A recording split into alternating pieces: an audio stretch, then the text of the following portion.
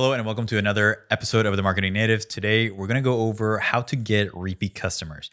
We have about 5 or 6 things that you can do as a store owner to increase those repeat customers and get people coming back. We're talking about experience. We're talking about writing handwritten notes. We're talking about tracking, among some other things. Super interesting episode, and hopefully it will be good to get you more repeat customers. This is the Marketing Natives, providing actionable ways to grow, improve, and succeed in your business. And now, your hosts, Christian and Aaron. You're about to learn how to get more repeat customers, which is step number 4 of the Sales Accelerator process. This is incredibly important because most people sell a product to someone one time and then chase the next. When they do that, they have to spend more time and money than if they focused on their current customers. And that may be exactly what you're doing right now. Don't worry, we're going to be walking you through exactly how to get a repeat customer so you can grow your store with more profitable sales. Let's begin. All right, so one thing that I think helps me to be a repeat customer for something is not only the subscription, but also the experience throughout the subscription process. So, like, to step back a little bit, we were buying, like, I think 3 months in when Aspen's 15 months now, but was a baby. When she was a baby, like 3 months old, they have this Love Every package. You probably have not seen it unless you have a kid, but they have these developmental boxes, and it just basically says, like, this is what your child should be doing, roughly, it gives parameters, should be doing from 0 to 3 months. Like, they should be feeling these things, they should be playing with certain tinkers or whatever. So they, like, every 2 or 3 months, they just send out a new box. But one of the best things for them anyway, to get more customers is just the box is amazing whenever you open it. So it's like, even though it's for kids, it's like a super, really cool experience. They have a piece of pamphlet or whatever that walks you through exactly like what to do, but then they always have some kind of note or a discount for like the next time, or like to share with a friend or to do whatever else. And then I think one of the other cool things is that, like, every time it's shipping, it's like 7 days before it ships, because you kind of forget about it because it's 8 weeks or 12 weeks or whatever before, is they send you an email and say, hey, it's getting ready to ship. And then if you want to, here's how you track it. And you can just track it on your phone and get text notifications, photo notifications. And then it arrives and they give you like some kind of like hooray, hoorah, or whatever else, and let you know it's here. And then it starts through like the process of like, okay, great, now go open your box, and the box kind of like continues the experience. So, and we've been doing that now, like I said, she's 15 since month 3, and we've just continuously been doing that. And I've honestly referred a lot of people to it, which is, I guess, part of getting repeat customers is continuously buying like a subscription, but also telling more people, and then the experience throughout that. But that's just, I think that's a good example of somebody who's doing it right. And I think they've grown quite a bit because of that too. Yeah. And I was trying to think while you were saying all those things, like on the flip side, right? Is there anything that I purchased that it was a terrible experience? Mm-hmm. But at the same time, like, then it got me to think, does it matter for certain products, right?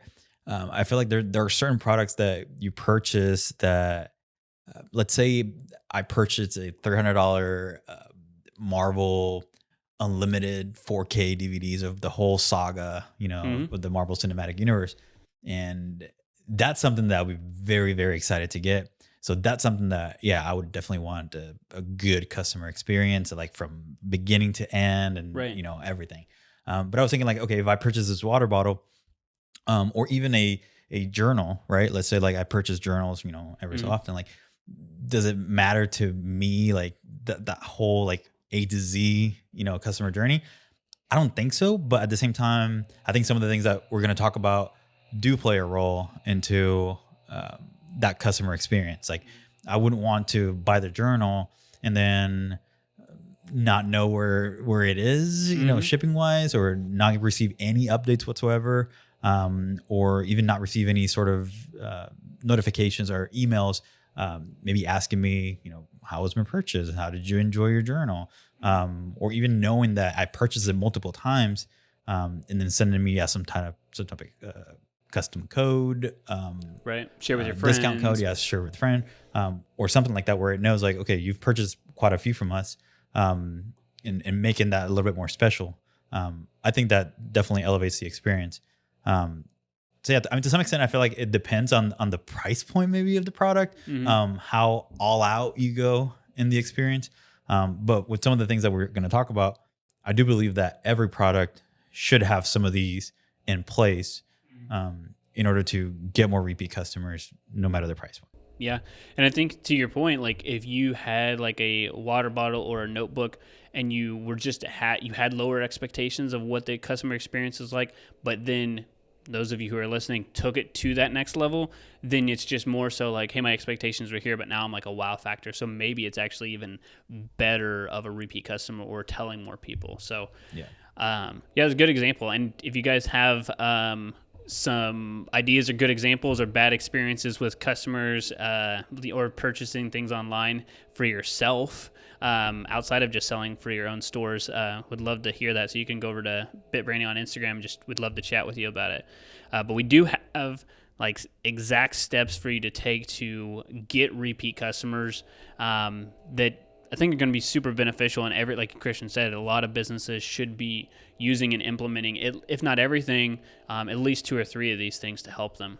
And I think what we're trying to say with these stories and things is like, I mean, step number 1, you have to have some sort of experience, right, in order to get repeat customers. And you have to care about the financial decision that that person made into your business.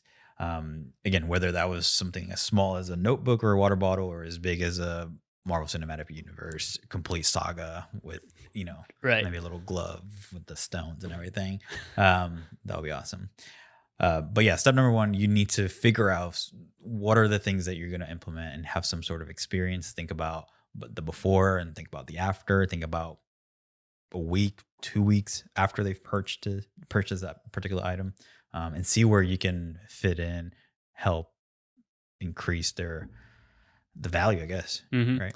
Yeah. I think that it's that experience that they have right after the purchase is the one that's going to leave that lasting one. So it's like, hey, right after the purchase, have some buyer's remorse. You may go from getting a repeat customer to losing customer, depending on how the experience goes. There's a certain level that people kind of look at things, but you could also be thinking like, oh, wow, like I can't wait to get this. And then they get it.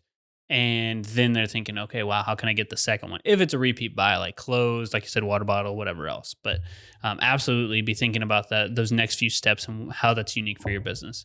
And number 2 we have here is how can you add value after the purchase, which we talked about a little bit, but more so thinking about just they're kind of I wouldn't say they're norms right now because a lot of people don't necessarily have them, but how can you get text tracking or email tracking?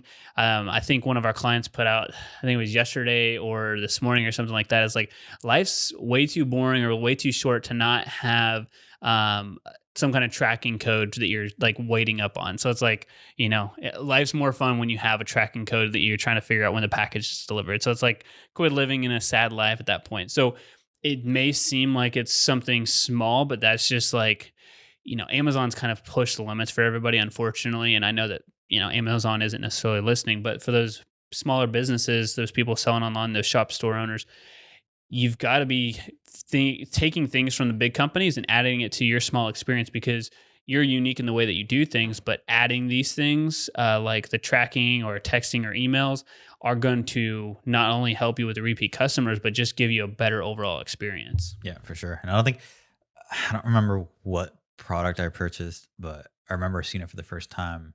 Oh, I think it was my iPhone, the iPhone 11. I purchased it through Apple when it first came out. And I believe it was UPS, but their tracking was insane. Like you could see the truck turning on streets and like all this stuff. And that was the first time that I was like, oh, wow, this is pretty cool. But I don't think you have to go to that extreme. I think just providing a simple update on the tracking or providing that tracking number from VSPS and whatnot is very beneficial for your clients. And a lot of small business owners may not be doing that because it's usually something extra that they have to work with. But absolutely, I think that's step number 2, adding some sort of tracking, whether through text or email, is super important. So step number 3 is have or write a handwritten note. We believe that this kind of transcends that packing slip that you normally get inside of a box when you order something online. having a handwritten note, it's something that could be very impactful for that person opening it and reading just something simple, like a Mhm. simple sentence or two on how you've helped their business. Right. It's something that will make them care for your company and your business just a little bit more, right? Just it's that 1% change that you want to make. So yeah, absolutely, doing some sort of a handwritten note and having it inside that box is something that could exponentially uh, create more repeat customers for you. And I think, well, one of our customer or clients, she actually, for every time somebody's a first time customer, she doesn't do it with every order. Because if you're thinking, oh, dang, like maybe I have 50 orders a month now, but imagine if you get 2, 3, 4, 5, 600 orders, that's a lot. But she Mhm. just does it for the first time customers. So, first time customers, this is the first kind of experience, write the handwritten note. And then she also, what she wants to do, and I don't know if she does it as well right now with the discount, just because it's all handwritten note. But I think a good idea is to put in a special code that's only used for first time purchases and not something that can be easily guessed, but just that way you can track, hey, how many people are repeat purchases specifically from the handwritten note? Not just they repeat customers from whatever else, but like they saw the handwritten note, they use that code. Like how impactful is it? And I would think that, it takes you 2 or 3 minutes to write that. It probably is worth at least another sale, I would assume, because I know Brina, she buys stuff from all over the place, like Australia, New Zealand, whatever. When it gets here 2 months later, they always have a handwritten note and like how much they appreciate it and this like help their family and whatever else. And she's just like, I want to buy again. I'm like, well, maybe if they get faster shipping, but that's part of the experience. But I guess my point from it is that like it's a conversation that we constantly have, and I know our client, one of our most successful clients, she does that too. So huge step for getting that repeat customer. hmm And yeah, you can also, I mean, you could think of different ways to do that handwritten note, or how often or the frequency, right? It doesn't have to be for every single one of them. It doesn't have to be just the first time. You could see, hopefully, you're using something like Shopify, where you could see how many times they've ordered or when was the Hmm. last time they ordered. So you have some data to sort of play around with, like, oh, this person actually purchased a lot from me. Hmm. Like, let me just write them something for this particular order. I don't know, order number 16. Right. Um, and little things like that. Yeah, it just shows that you also care about them Hmm. to some extent, especially if they're ordering a lot from you. So maybe you did it the very first time they've ordered 16 times from you, and you're like, let me actually, this person keeps ordering from me. They're sort of a loyal repeat customer, right? Right. You can go ahead and try to send them another handwritten note with some of their packages.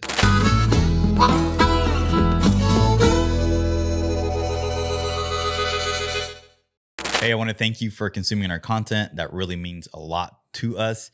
This year, we actually turned 5 years old, and that's a big deal for us. So, in celebration of our 5 year anniversary, we are giving away over $10,000 worth of freebies and our swipe file of different ads, landing pages, graphics that we've created over the years. The content is free to enter. We'll be drawing a name on February 11th. You can find out more information by going to contest.bitbranding.co for more information on how your business can benefit from all these great deals. Okay, now back to your regularly scheduled content. Step number 4 is automate. I think this next few are going to be automation related. So this one is more on asking them how they're doing. How is the product? Right. Did the product match their expectations essentially? And just saying how you can help, or what you can do for them for that particular product. You could get product specific. Let's say your store only has 5 products, then you could probably have some sort of automatic email that talks about this specific thing. Hmm. If you have a bunch of stuff, then obviously keep it more general, and seeing if there's anything that they need from you, essentially. Yeah, I think one of the good things about this is like when you're able to follow up with somebody, it also tells them that they care. So most of the time, I would say that like that email necessarily goes in the trash. But a lot of people open it and they'll just be like, "Oh, okay, cool." They actually cared about the experience. For the bigger purchases, I think that matters more. But like if it's a clothing item or whatever else, it's like, you know, just let us know how the material is. Let us know what's going on with it. It's just more so, thank you so much for caring. And they don't really pay attention to it too much until it's not there. So it's like, I don't think it moves the needle as much if we're talking about all of these, but I think that it's one of those things that it's just a small part of this that moves the needle forward just enough that may push somebody over the edge to be a repeat customer. Like, I was going to shop over here, but these people over here, they took really good care of me. They had really good experience, and they're always trying to find out how they can help me. And it just may push them over the edge to actually finally make that second or third purchase with you. Yeah. And I think we didn't really talk about it too much here, but again, depending on the product, I feel like I've purchased quite a few things on Amazon that are just cheaply made in China. Their instructions are not much, right? Maybe like a little piece of paper, and how the heck do you use this thing? Or what's the first thing that you do once you open the package up, right? I think that's also part of the experience. What you include as part of your wrapping, and what you include in there. But that kind of jotted the idea of that email that they get after they purchase might have something related to, I don't know, warranty of the product. Part of the package and what they receive might have a little piece of paper that says, for warranty, make sure that you sign up and go here. Again, depending on the product. And then another may have a little slip that has like maybe care, how to wash it, how to dry it, and all this stuff. True. It might be a little piece of paper too inside of the box, but it could be important for people who just kind of open the product and throw everything else away, to send an email with that information, that important information about, maybe it could be warranty, it could be how to take care of your product, how to use your product in different ways. All those things are important, or things that you could do while you're sending an email. But also think about, maybe those are things that you could also include in the box. Yeah. But again, if you want to save money by not printing as much stuff and being more environmentally friendly, that you could put all these things in an email right after they receive the package as well. Yeah, I was going to say, and a lot of our clients who ship things, they don't even necessarily have a box, but they're just like they put in sometimes little stickers or little cards or business cards or whatever, and they'll put something in the package, and it will have those steps like you're saying. But it's like, a lot of times it's like all that gets thrown to the side, and they're just like, the product's here. Like, everything else doesn't really matter. Yeah. All right. So number 5 here is also an automation. But it's to set up an automation if somebody doesn't purchase in X amount of time. So for example, if you know that you're selling clothes, or you're selling up a product that's like Christian's, like maybe buying a journal, and you know that after so much period of time, they're going to purchase again. For what we've realized with women's clothing, that could be today, and it could be again later this week. Or like if you're a journaler, like if you're a hardcore journaler, you may need 4, 5, 6 per year, or you may just be needing 1 or 2 per year. But what you want to do is set up an automation where your average customer is going to want to purchase again, and say, hey, look, you haven't purchased for a while, and preferably this would be like a video telling them, hey, how much we miss you. Hey, it's been a couple of days since we've seen you. You're a loyal customer, or like, I hope you love the product, whatever, but we haven't seen you for a while. You're probably getting low in your journal. You need to update your wardrobe, whatever that may be. And that way you can send people back there and like, hey, they're thinking about me. They know that I've tried on my outfits, and they are, I want some new ones. Or, hey, I'm actually coming to the end of my journal. So glad they thought about it, because I kind of forgot about it until I started looking. But that allows you to kind of be front of mind, and without being a little pushy, and just also seeing that you like care about their experience too. Right. Exactly. Yeah. And I mean, that also got me to think, like, maybe email might not be the best route for you. So it's important to capture their address or phone numbers. Mail something to them, right? You could mail something to them. You can send text messages.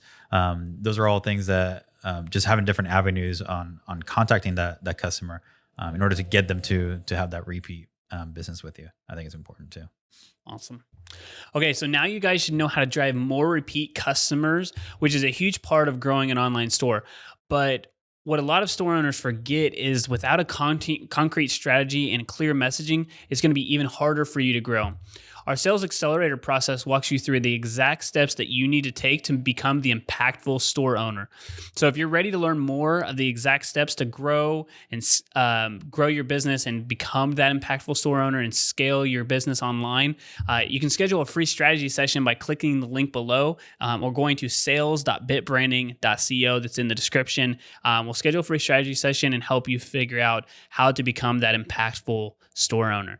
If you guys are listening for the first time, please make sure to subscribe so you don't miss out on any of our podcasts. We are going to be switching things up late in the future, making things better, becoming more honed in on our messaging and who we're serving. And so if you are a online store owner, if you sell through Shopify, through Webflow, through WordPress, whatever you're selling e-commerce wise online, we're going to be gearing a lot of our content towards that. So make sure you subscribe so you don't miss out on any of the content that is coming out in the future.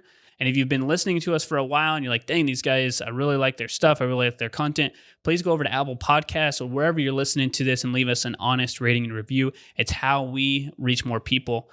And if this particular episode was super impactful for you, whether you're on YouTube, the podcast, Facebook, wherever you're at, just screenshot it and then post it to your Instagram stories and tag us, and we will do something special for you. I don't know what that is yet. We will do something special for you and maybe send you a nice gift for that. So again, thank you so much for listening to this episode of the Marketing Natives. We truly appreciate you guys and know that there's a lot going out there right now. And so your time is very valuable, but we appreciate it. So we'll see you guys next week. The Marketing Natives podcast is a production of BitBranding.